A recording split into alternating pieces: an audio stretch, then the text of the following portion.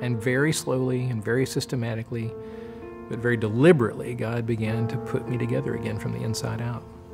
And I can remember during these days feeling like still emotional and confused, and I would turn to food, and it literally did not have a flavor.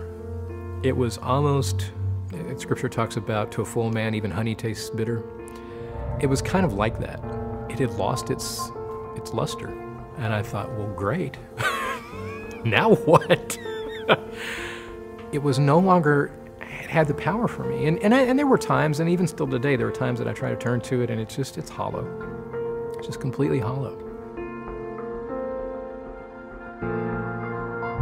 As all this was sort of sorting itself out, I noticed that my clothes were fitting differently. Losing weight or anything like that was nowhere on my radar.